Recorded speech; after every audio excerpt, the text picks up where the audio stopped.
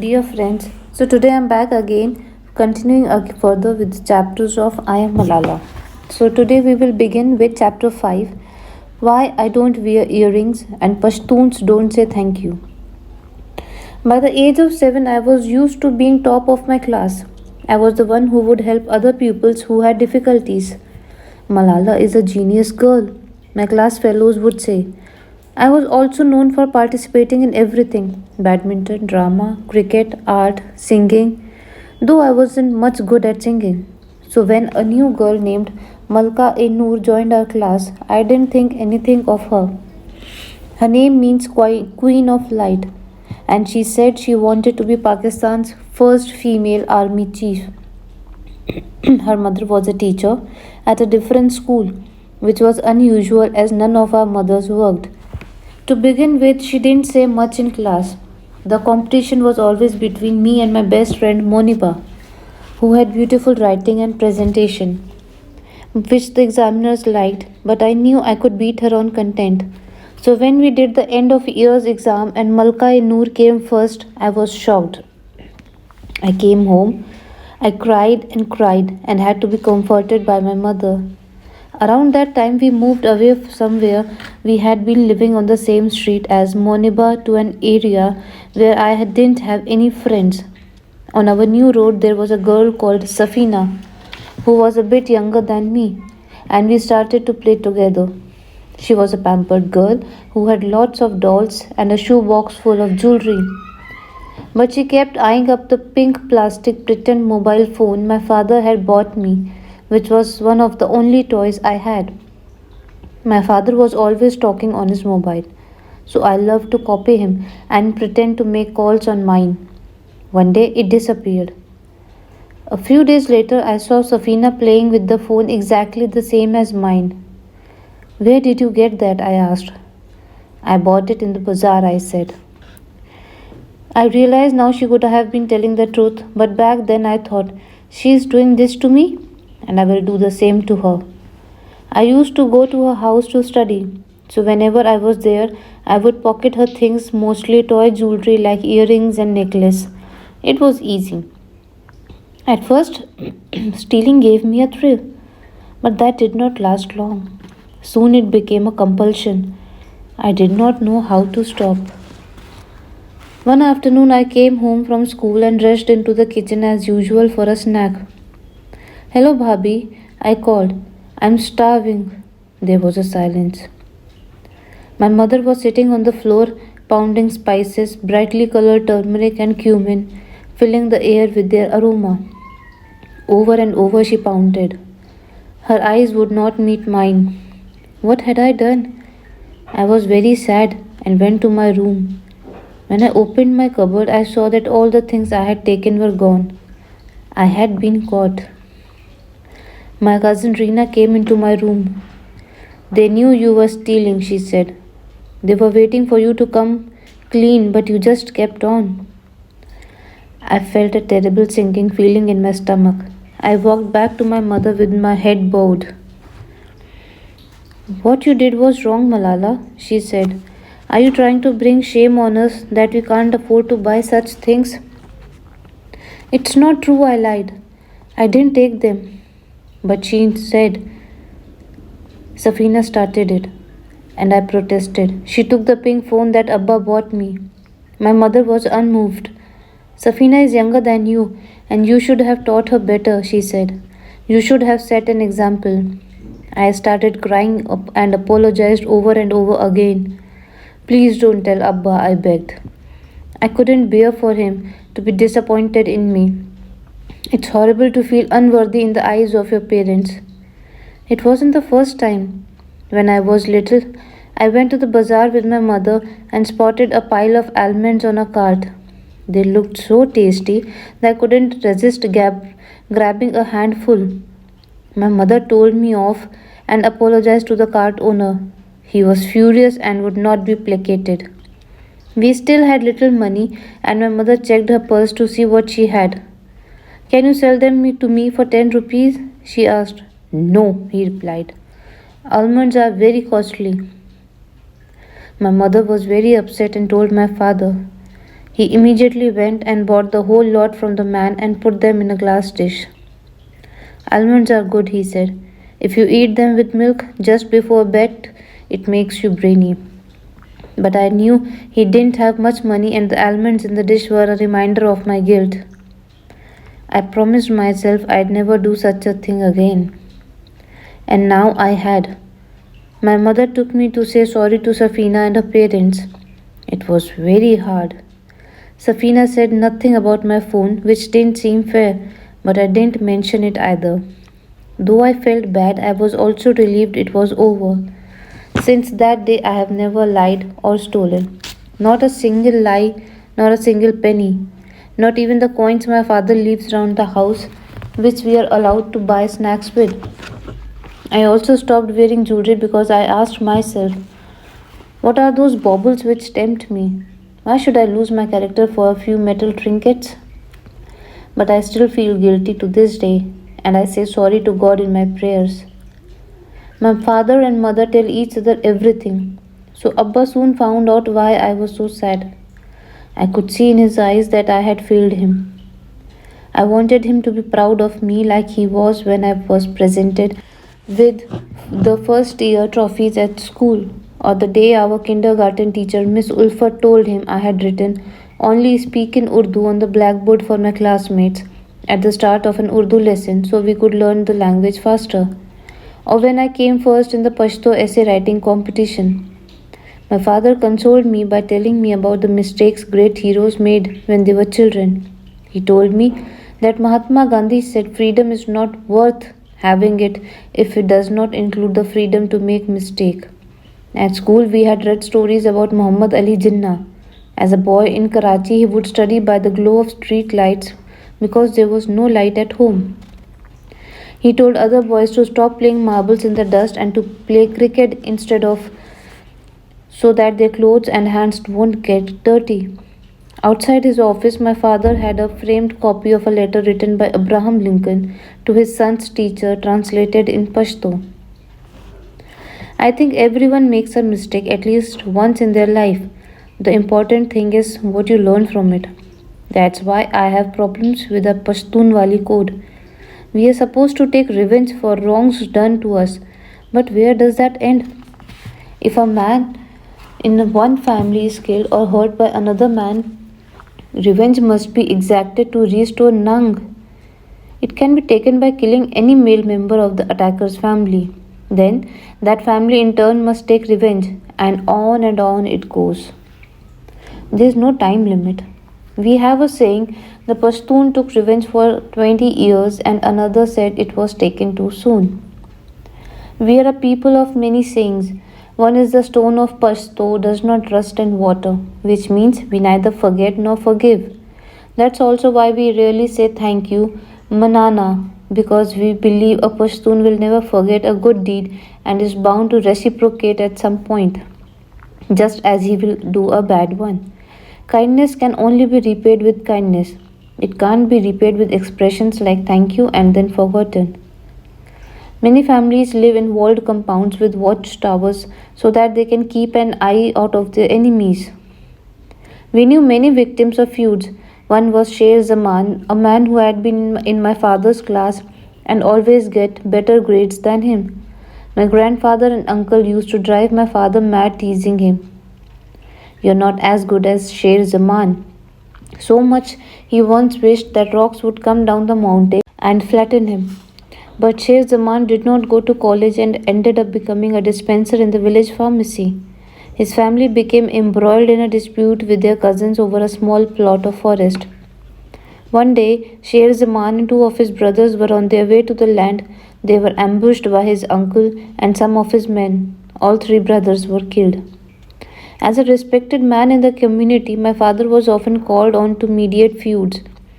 He did not believe in badal or revenge and would try to make people see that neither side had anything to gain from continuing the violence, and it would be better for them to get on with their lives. There were two families in our village he could not convince. They had been locked in a feud for so long, no one even seemed to remember how it had started. Probably some small slight, as we are a hot headed people. First, a brother on one side would attack an uncle on the other, then vice versa. It consumed their lives. Our people say it is a good system and our crime rate is much lower than in non Pashtun areas. But I think that if someone kills your brother, you shouldn't kill them or their brother, you should teach them instead. I am inspired by Khan Abdul Ghaffar Khan, the man who some call the frontier Gandhi, who introduced a non-violent philosophy to our culture. It's the same with stealing. Some people like me get caught and vow they will never do it again. Others say, oh, it's no big deal. It was just a little thing. By the second time, they will steal something bigger, and the third time, something bigger still. In my country, too many politicians think nothing of stealing. They are rich, and we are a poor country, yet they loot and loot. Most of them don't pay tax, but that's the least of it. They take our loans from state, but they don't pay them back. They get kickbacks on government contracts from friends or the companies they award them. Many of them own expensive flats in London. I don't know how they can live with their conscience when they see our people going hungry or sitting in the darkness of endless power cuts or children unable to go to school as their parents need them to work. My father says that Pakistan has been cursed with more than its fair share of politicians who only think about money. They don't take care if the army is actually flying the plane. They're happy to say, stay out of the cockpit and sit in the business class, close the curtains and enjoy the fine food and service while the rest of us are squashed in economy. I had been born into a sort of democracy in which for 10 years Benazir Bhutto and Nawaz Sharif kept replacing each other, none of their governments ever completing a term and always accusing each other of corruption. But 2 years after I was born, the generals again took over. It happened in a manner so dramatic that it sounds like something out of a movie. Nawaz Sharif was Prime Minister at the time and had fallen out with his army chief, General Pervez Musharraf, and sacked him. At the time, General Musharraf was on a plane of a national airline, PIA, coming back from Sri Lanka. Nawaz Sharif was so worried about his reaction that he tried to stop the plane from landing in Pakistan. He ordered Karachi airport to switch off its landing lights and to park fire engines on the runway to block the plane even though it had 200 other passengers on board and not enough fuel to get to another country.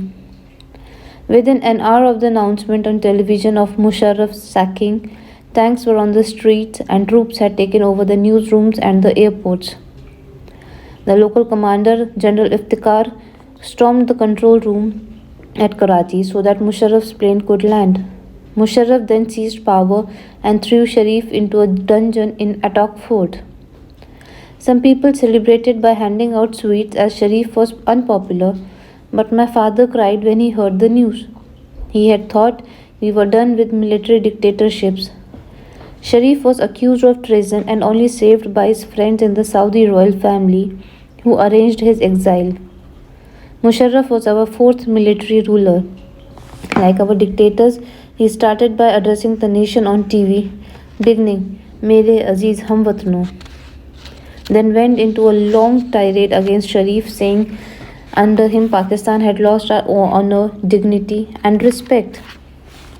He vowed to end corruption and go after those guilty of plundering and looting the national wealth. He promised he would make his own assets and tax return public. He said he would only run the country for a short time, but no one believed him. General Zia had promised to be in power for 90 days and had stayed more than 11 years until he was killed in an air crash. It's the same old story, my father said, and he was right. Musharraf promised to end the old feudal system by which he same few dozen families controlled our entire country and bring fresh, young, clean faces into politics. Instead, his cabinet was made up of the same old faces. Once again, our country was expelled from the Commonwealth and became an international black sheep. The Americans had already suspended most aid the year before when he conducted nuclear tests, but now almost everyone boycotted us. With such a history, you can see why the people of Swat did not always think of it was a good idea to be a part of Pakistan. Every few years, Pakistan sent us a new deputy commissioner or DC to govern Swat, just as the British had done in colonial days. It seemed to us that these bureaucrats came to our province simply to get rich, then went back home. They had no interest in developing SWAT. A people are used to being subservient because under the Wali no criticism was tolerated. If anyone offended him, their entire family could be expelled from SWAT. So when the DCs came from Pakistan, they were the new kings, and no one questioned them. Older people often look back nostalgically to the days of the last Wali. Back then, they said the mountains were all still covered in trees.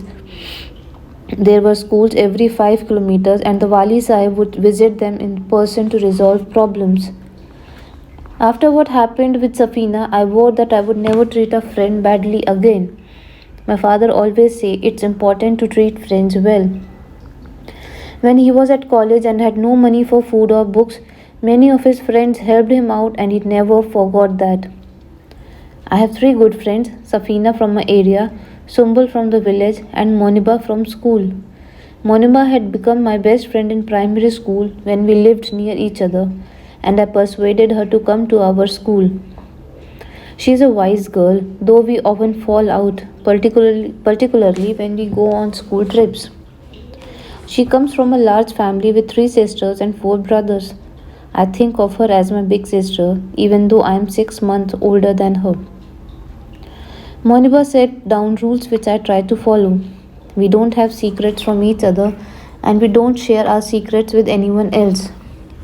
She doesn't like me talking to other girls, and she says we must be careful of associating with people who are badly behaved or have a reputation of trouble. She always say, I have four brothers, and if I do even the slightest thing wrong, they can stop me going to school. I was so eager not to disappoint my parents that I run errands for anyone. One day, our neighbors asked me to buy some maize for them from the bazaar. On the way, a boy on a bicycle crashed into me, and my left shoulder hurt so much that my eyes watered.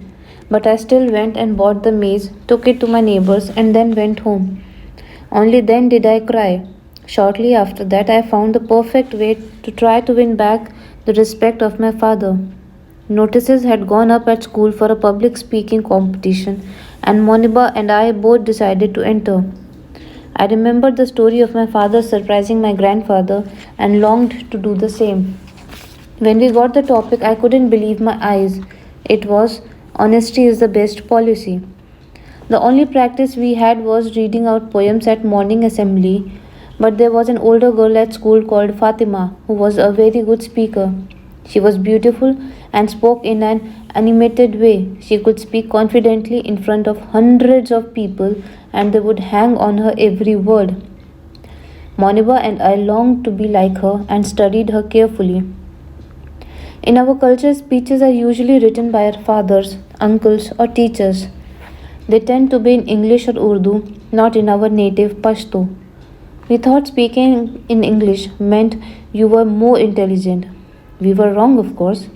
It does not matter what language you choose, the important thing is the words you use to express yourself. Moniba's speech was written by one of her older brothers. She quoted beautiful poems by Allama Iqbal, our national poet. My father wrote my speech. In it, he argued that if you want to do good but do it in a bad way, that's still bad. In the same way, if you choose a good method to do something bad, it's still bad. He ended it with Lincoln's word, it is far more honorable to fail than to cheat.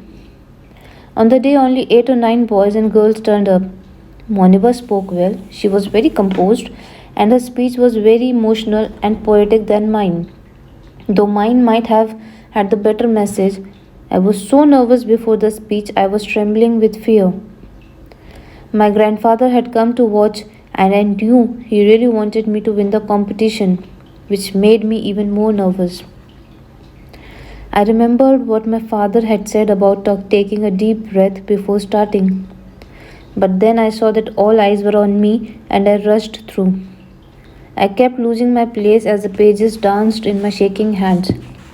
But as I ended with Lincoln's word, I looked up at my father. He was smiling.